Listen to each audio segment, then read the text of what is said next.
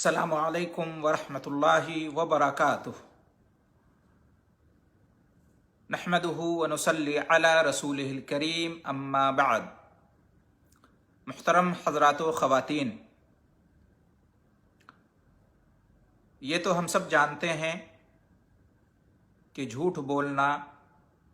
کبیرہ گناہ ہے، یعنی بہت بڑا گناہ ہے، اور جھوٹ بولنے کے سلسلے میں قرآن اور حدیث میں سخت وعید آئی ہے، اور اسے جہنم میں جانے کا سبب اور ہلاکت کی وجہ بتائی گئی ہے۔ لیکن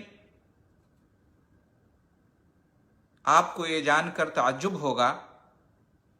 کہ کچھ احوال ایسے ہیں، کچھ مقامات ایسے ہیں کہ وہاں جھوٹ بولنا جائز ہے، اور وہ 3 مقامات ہیں، 3 احوال ہیں کہ جن میں جھوٹ بولا جا سکتا ہے اور اس میں کوئی حرج نہیں ہے۔ ان 3 مقامات اور 3 احوال میں سے ایک حالت، ایک مقام ہے لوگوں کے درمیان صلح کرانا۔ جی ہاں، لوگوں کے درمیان صلح کرانے کے لیے جھوٹ بولا جا سکتا ہے۔ جھوٹ بولنے کی ضرورت ہو تو جھوٹ بولنا جائز ہے، اور اس پر کوئی گناہ نہیں ہوگا۔ چنانچہ اس سلسلے میں صحیح مسلم شریف کی روایت ہے، حدیث نمبر ہے 2605۔ حضرت ام کلثوم بنت عقبہ رضی اللہ عنہا بیان کرتی ہیں کہ انہوں نے نبی کریم صلی اللہ علیہ وسلم کو ارشاد فرماتے ہوئے سنا، لیس الکذاب الذی یصلح بین الناس ویقول خیرا وینمی خیرا، کہ وہ شخص جھوٹا نہیں ہے جو لوگوں کے درمیان صلح کرانے کے لیے اچھی بات، بھلی بات کہتا ہے یا اچھی اور بھلی بات پہنچاتا ہے، اچھی اور بھلی بات منسوب کرتا ہے۔ تو اس حدیث سے معلوم ہوتا ہے کہ لوگوں کے درمیان صلح کرانے کے لیے جھوٹ بولنا جائز ہے، اور اس میں کوئی گناہ نہیں ہے۔ مثال کے طور پر، آپ کے 2 دوستوں میں یا مسلمانوں کے 2 گروپ میں، یا آپ کے کسی 2 جاننے والوں کے درمیان کسی وجہ سے آپس میں رنجش ہے، نا اتفاقی ہے، جھگڑا اور اختلاف ہے، تفرقہ ہے، تو آپ ان دونوں کو ملانے کے لیے، دونوں کے درمیان صلح کرانے کے لیے، دونوں کے درمیان اتفاق، الفت اور محبت پیدا کرنے کے لیے،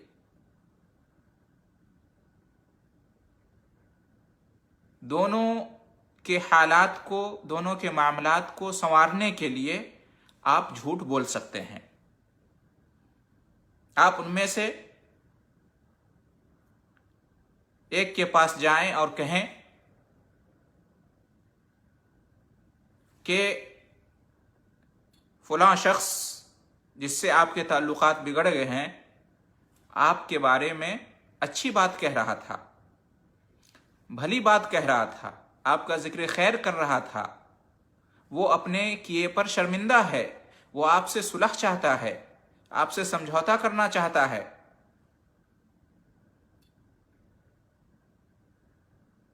وہ آپ کی تعریف کر رہا تھا، وہ آپ سے محبت کا اظہار کر رہا تھا، تو اس طرح سے اس کے پاس جا کر کہنے میں کوئی حرج کی بات نہیں ہے،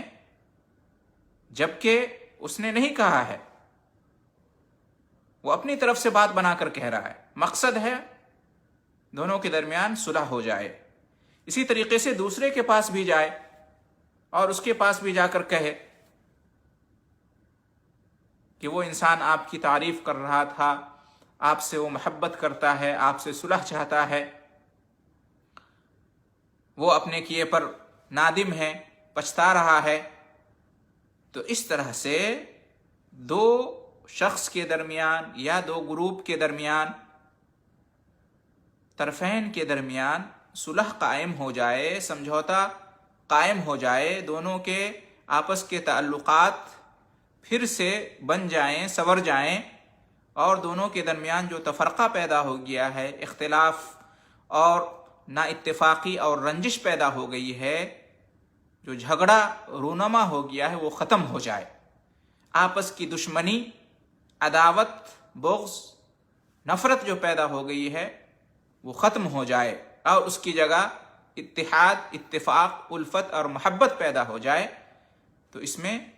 اس کے لیے جھوٹ بولنا پڑے اگر تیسرے شخص کو، تو اس میں کوئی حرج کی بات نہیں ہے۔ نبی اکرم صلی اللہ علیہ وسلم نے صاف انداز میں کہہ دیا کہ لیس الکذاب الذی یصلح بین الناس ویقول خیرا وینمی خیرا، وہ شخص جھوٹا نہیں ہے جو لوگوں کے درمیان صلح کرانے کے لیے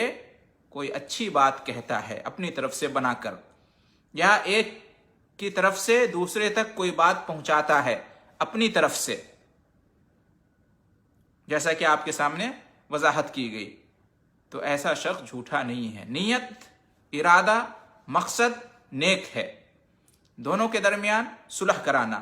دو دوست، دو بھائی پھر سے مل جائیں، شوہر بیوی پھر سے مل جائیں، والدین اولاد پھر سے ایک ہو جائیں، دو گروپ مسلمانوں کا پھر سے ایک ہو جائیں، تو اس واسطے جھوٹ بولنے کی بھی اگر ضرورت پیش آئے تو جھوٹ بولا جا سکتا ہے، اور اس پر کوئی گناہ نہیں ہے، اس لیے کہ ہمارے دین اسلام کی نظر میں آپسی محبت، الفت، اتحاد، اتفاق بہت ہی اہمیت رکھتا ہے، اور اسلام یہ چاہتا ہے کہ تمام مسلمان آپس میں ایک دوسرے کے واسطے اپنے دلوں کو صاف رکھیں اور تعلقات بنا اور سنوار کر رکھیں، ایک دوسرے سے مل جل کر رہیں، الفت اور محبت کے ساتھ زندگی گزاریں، مسلم معاشرہ آپس کی عداوت، دشمنی، لڑائی جھگڑے، اختلاف اور تفرقہ سے پاک ہو، یہ اسلام چاہتا ہے۔ آپس میں مسلمان صلح اور سمجھوتا کے ساتھ رہیں، اگر آپس میں کوئی رنجش ہو بھی جائے، تفرقہ ہو بھی جائے، تعلقات بگڑ جائیں، تو چاہیے کہ آپس میں میٹنگ کریں، آپس میں صلح کر لیں، سمجھوتا کر لیں، آپس کی رنجش کو ختم کر لیں، اور اگر اس صلح کے لیے، سمجھوتا کے لیے، اتحاد قائم کرنے کے لیے تیسرے پرسن کو، تیسرے شخص کو، تیسرے گروپ کو اگر جھوٹ بھی بولنا پڑے تو بولا جا سکتا ہے، اس میں کوئی حرج نہیں ہے، کوئی گناہ نہیں ہے، بلکہ یہ اچھی بات ہے، مصلحت اور منفعت یہاں پر جھوٹ بولنے میں ہے تو جھوٹ بولا جا سکتا ہے، اس لیے کہ آپس کی صلح مسلمانوں کے درمیان یہ بہت بڑی مصلحت ہے، بہت بڑی منفعت ہے، اس کے حصول کے لیے اگر جھوٹ بولنے کی نوبت آ جائے تو جھوٹ بول سکتے ہیں، کوئی حرج نہیں ہے، اس میں کوئی گناہ نہیں ہے۔ اور اس لیے قرآن و حدیث میں صلح کی، سمجھوتا کی بڑی فضیلت آئی ہے، بڑی اہمیت بتائی گئی ہے، الصلح خیر کہا گیا ہے کہ صلح جو ہے نا یہ خیر ہے، اس میں بہتری ہے، قرآن میں کہا گیا ہے کہ فَأَصْلِحُوا بَيْنَ أَخَوَيْكُمْ، اپنے دو مومن بھائیوں کے درمیان، دو مومن جماعتوں کے درمیان، دو مومن گروپوں کے درمیان صلح کرا دیا کرو۔ بلکہ نبی کریم صلی اللہ علیہ وسلم نے تو یہاں تک فرمایا ہے کہ افضل الصدقہ اصلاح ذات البین، کہ سب سے بہترین صدقہ، سب سے بہترین نیکی آپس میں صلح کرانا ہے۔ آپ صلی اللہ علیہ وسلم نے یہاں تک فرمایا کہ الا اخبرکم بافضل من درجۃ الصیام والصلاۃ والصدقہ، کیا میں تمہیں نہ بتاؤں ایک ایسی چیز، ایک ایسا عمل جو کہ روزے، نماز اور صدقہ سے بھی بہتر ہے؟ قالوا بلا، صحابہ کرام نے عرض کیا کہ کیوں نہیں اللہ کے رسول صلی اللہ علیہ وسلم، آپ ضرور بتائیں۔ تو آپ نے کہا اصلاح ذات البین، آپس میں صلح کرا دینا۔ تو آپس میں صلح کرانے کو نبی اکرم صلی اللہ علیہ وسلم نے نماز، روزے اور صدقہ کے درجہ سے بھی افضل درجہ قرار دیا ہے۔ یعنی جو نفلی صدقہ ہے، نفلی روزہ ہے، نفلی نماز ہے، اس سے بھی بہتر کیا ہے؟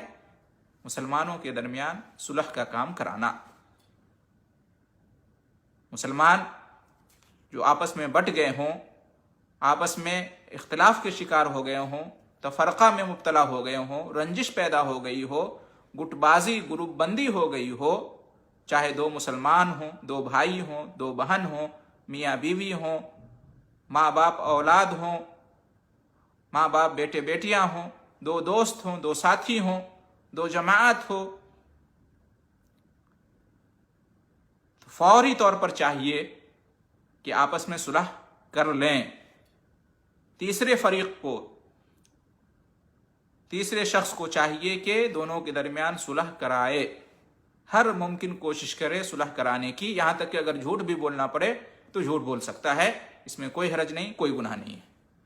اس سے آپ اندازہ کر سکتے ہیں کہ مسلمانوں کے درمیان صلح کی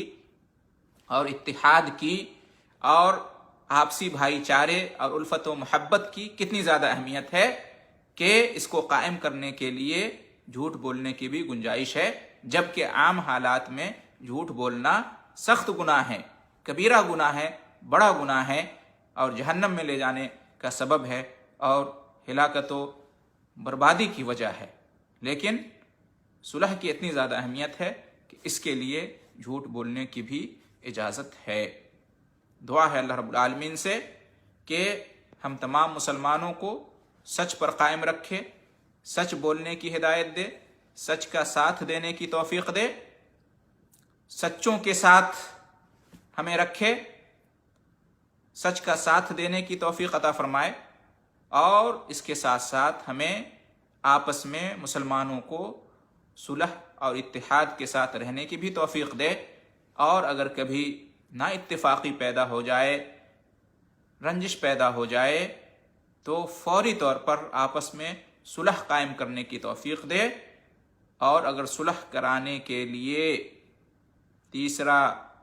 فریق، تیسرا شخص جھوٹ بولنے کی بھی ضرورت محسوس کرے تو وہ جھوٹ بول سکتا ہے اور اس کو کوئی گناہ نہیں ہوگا۔ تو اس تیسرے فریق کو، تیسرے شخص کو اللہ ہدایت دے کہ دو کے درمیان آپس میں صلح کرانے کی ہر ممکن کوشش کرے، اور اس کے بدلے میں اللہ تعالی ہم تمام مسلمانوں کو دنیا اور آخرت میں برکت، خیر اور سعادت سے نوازے، آمین۔ وآخر دعوانا ان الحمد للہ رب العالمین، وجزاکم اللہ خیر الجزاء۔